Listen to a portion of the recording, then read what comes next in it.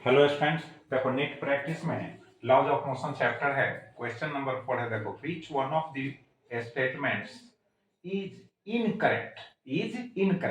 मतलब यहाँ जो ऑप्शंस दिए गए हैं उनमें कौन सा ऑप्शन जो है इनकरेक्ट है यानी गलत है, उसको चुनना है, सिलेक्ट करना है, चूज करना है। करेक्ट। तो देखो पहला जो ऑप्शन है कहता है rolling friction is smaller than sliding friction.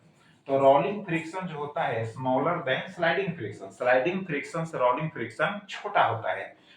तो इसको पहले समझो। पहले फ्रिक्शन ऐसे 11th क्लास में पढ़ना है। तो ऐसे हम इंक्लाइंड प्लेन पर इसको बना दे रहे हैं। जैसे देखो यह इंक्लाइंड प्लेन हो गया, ठीक है।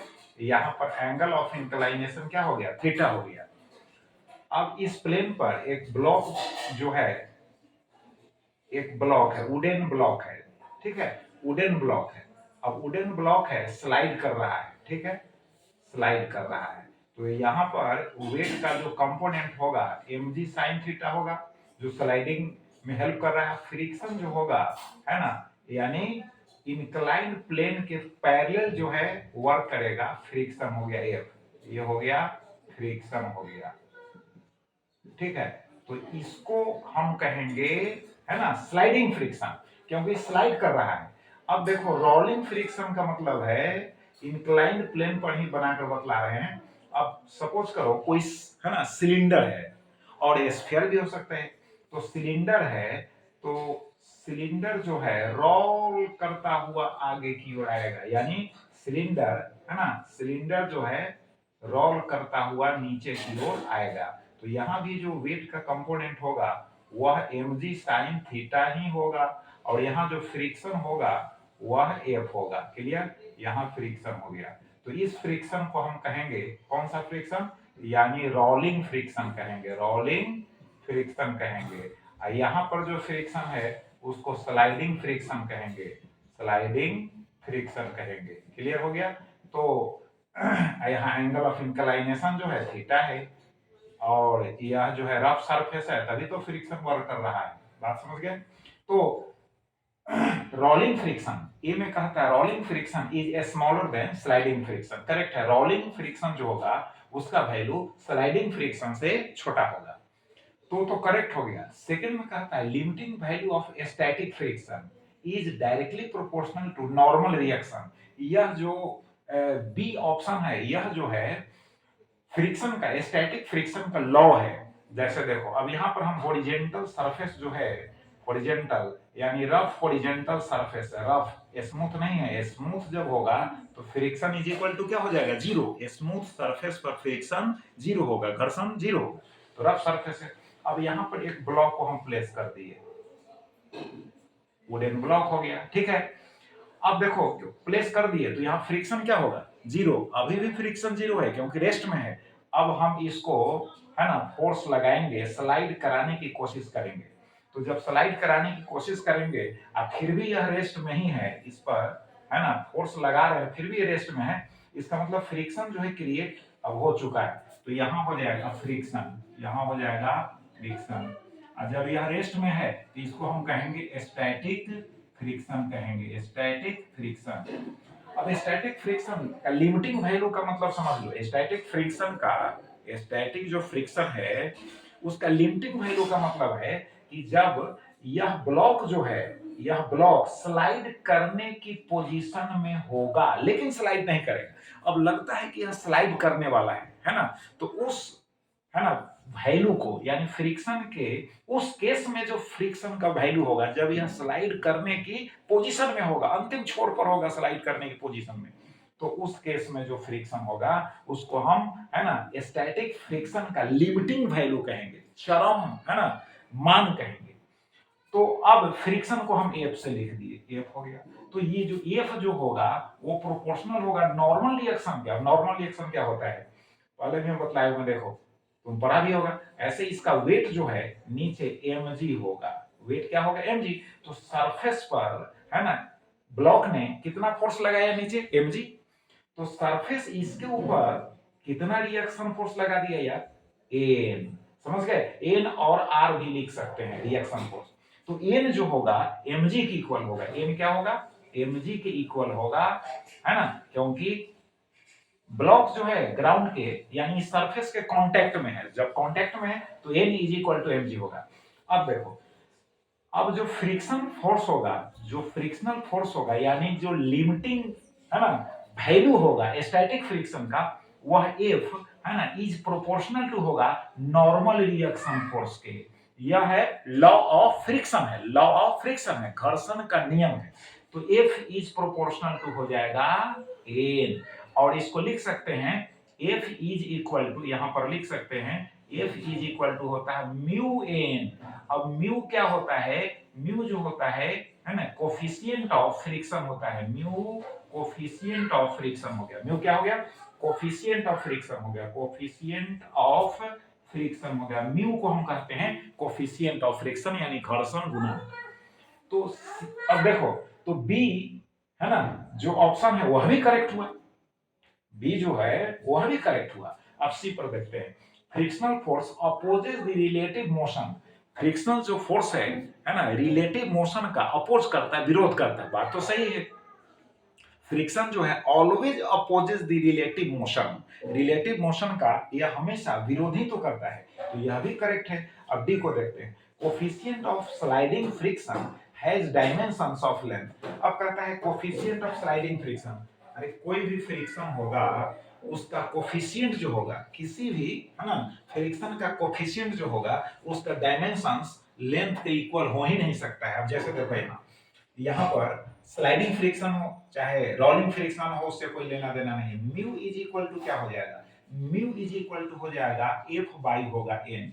अब देखो एफ क्या है, फ्रिक्शन है, कोई भी फ्रिक्शन है तो फ्रिक्शन है, तो फ्रिक्शन जो है फोर्स है यार, तो ये फोर्स हो गया। और नॉर्मल फोर्स, नाम भी है नॉर्मल फोर्स, तो यह भी फोर्स है क्योंकि इसका वैल्यू जो होगा हॉरिजॉन्टल सरफेस पर होगा mg के इक्वल होगा, इंक्लाइन सरफेस पर जो होगा mg cos थीटा, यहां पर समझ लो यार, यहां पर जो हो जाएगा mg cos थीटा, यहाँ नॉर्मल रिएक्शन होगा, तो इंक्लाइंड प्लेन पर normal reaction force mg cos theta के इक्वल होगा, हॉरिजॉन्टल सरफेस पर जो होगा n is equal to mg होगा। तो यह भी फोर्स है, यह भी फोर्स है, तो फोर्स बाय फोर्स क्या हो गया, कैंसिल, है ना। तो डायमेंशन जो है लेंथ के इक्वल कैसे होगा, यहाँ तो 1 आ गया न्यूमेरिकल वैल्यू, है ना, तो डायमेंशन लेस होगा, यह क्या होगा, डायमेंशन लेस, बट यह कहता है कि डायमेंशन जो होगा लेंथ के इक्वल होगा, तो इनकरेक्ट ऑप्शन हो गया डी।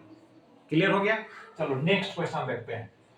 कहता है a block of mass m is placed on a smooth inclined wedge, wedge ABC, rectangular नहीं है, ट्रायंगुलर है, ट्रायंगल शेप का, है ना, वुडन जो है, बात समझ गए ना, वुडन वेज है।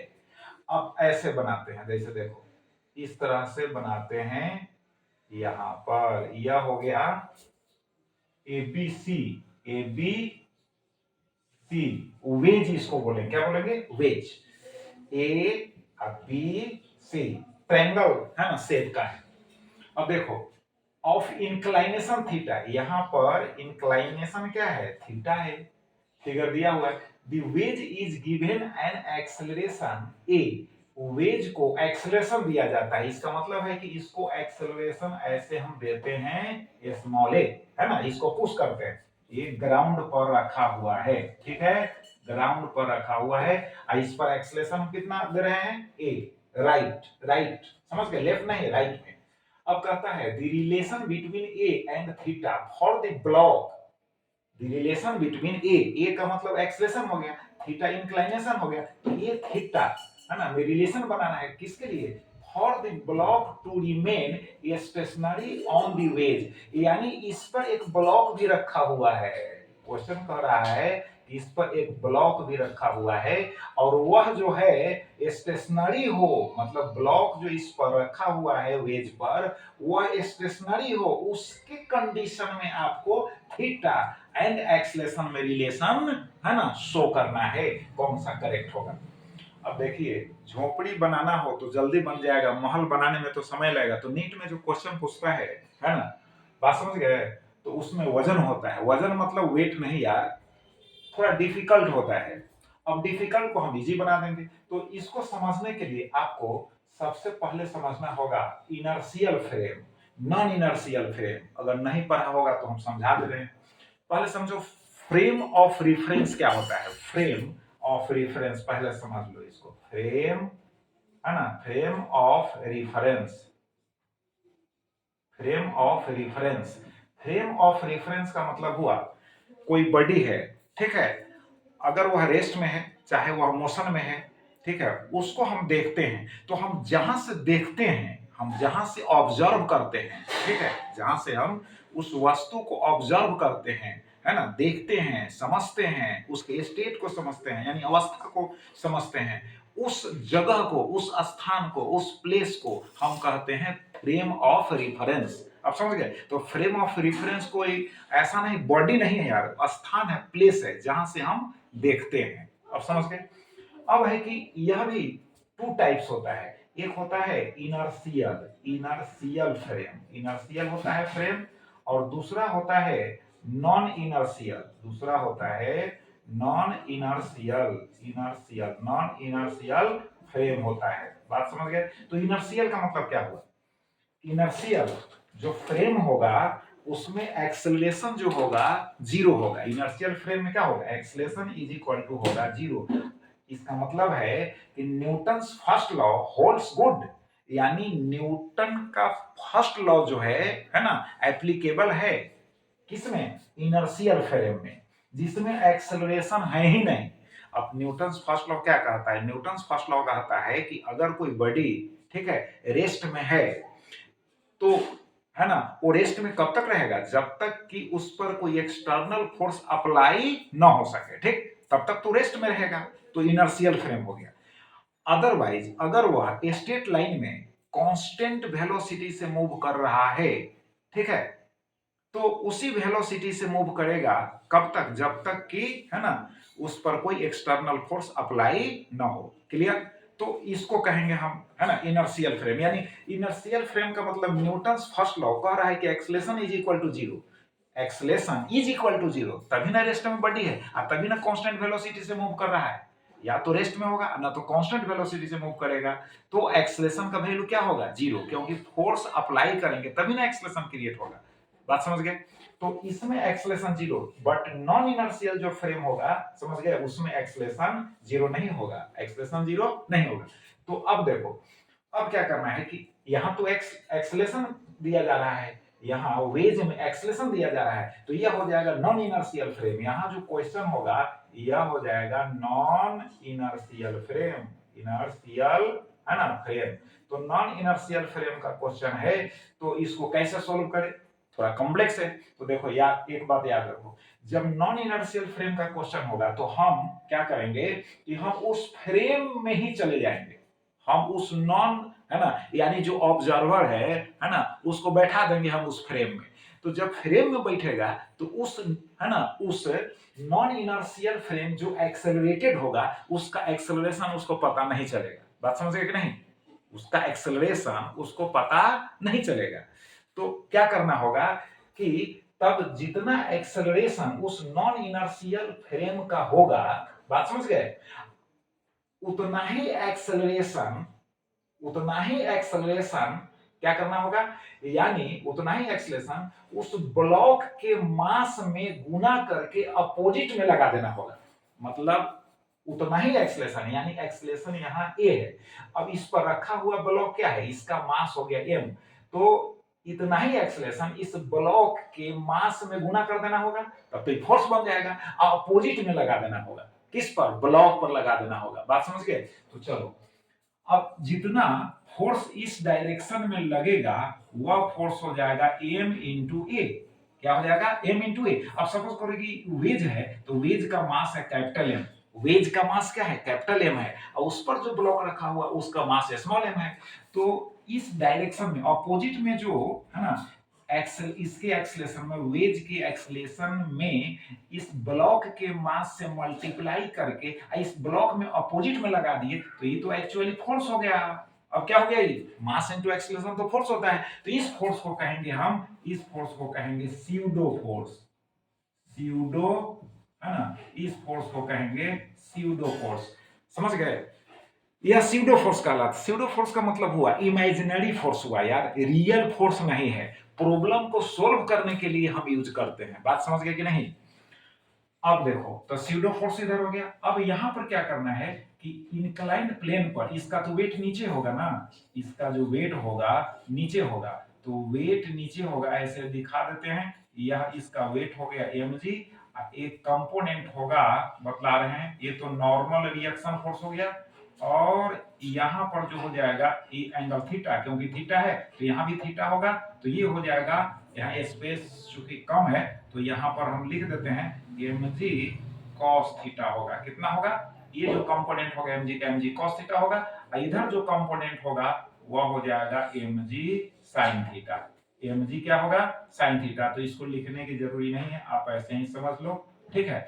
अब देखो नॉर्मल रिएक्शन फोर्स, अब नॉर्मल रिएक्शन फोर्स है तो ध्यान से यहां समझना है इस क्वेश्चन को बनाने के लिए। देखिए इसको अपवर्ड में ले जाइए, तो जब अपवर्ड में ले गए तो यहाँ थीटा है तो ऑलरेडी यहाँ कितना हो जाएगा, थीटा हो जाएगा। अब जब यहाँ थीटा हो गया तो एन जो है नॉर्मल जो रिएक्शन फोर्स है उसको स्प्लिट कीजिए, रिजोल्व कीजिए, तो एन का कंपोनेंट यहाँ थीटा है तो यहाँ हो जाएगा N cos theta, N cos theta हो जाएगा। अब देखो एन कॉस थीटा हो गया, इस डायरेक्शन में जो होगा, इस डायरेक्शन में जो हो जाएगा एन साइन थीटा। क्लियर, इसका mg sin थीटा से कोई लेना देना नहीं है, बात समझ गया कि नहीं। इसी से प्रॉब्लम सोल्व हो जाएगा आपका। ऐसे लिखने के लिए हम लिख देंगे कि भाई mg sin थीटा इधर होगा, mg sin थीटा। अब देखो अब इन इक्विलिब्रियम क्या हो जाएगा, इन इक्विलिब्रियम जो होगा, इन इक्विलिब्रियम क्या होगा कि देखो n cos थीटा किसके बराबर होगा, mg के बराबर होगा। n cos theta is equal to हो जाएगा mg, इक्वेशन नंबर फर्स्ट, और n sin थीटा किसके बराबर हो जाएगा, n sin थीटा जो होगा वह ma के बराबर होगा, इक्वेशन नंबर सेकंड। देखो इसके अपोजिट में n sin थीटा के अपोजिट में स्यूडो फोर्स है ma, बस n sin थीटा के अपोजिट में ma हो गया, n cos थीटा के अपोजिट में mg हो गया। अब डिवाइड कर देते हैं, देखो अब डिवाइड करेंगे तो सेकंड में फर्स्ट से डिवाइड करेंगे, सेकंड में क्या करेंगे, फर्स्ट से डिवाइड करेंगे, तो n sin theta by n cos theta तो कितना हो जाएगा, tan थीटा हो जाएगा कि नहीं, और दिस इज इक्वल टू हो जाएगा ma अपॉन क्या हो जाएगा, mg हो जाएगा, mg हो जाएगा तो m से m कैंसिल हो जाएगा, तो यहां पर हो जाएगा tan theta is equal to हो जाएगा a बाई हो जाएगा g, ठीक है। तो a इज इक्वल टू कितना हो जाएगा, g tan theta, cross multiply कर देंगे तो एक्सेलरेशन a एंड थीटा में रिलेशन हो गया, a is equal to g tan theta.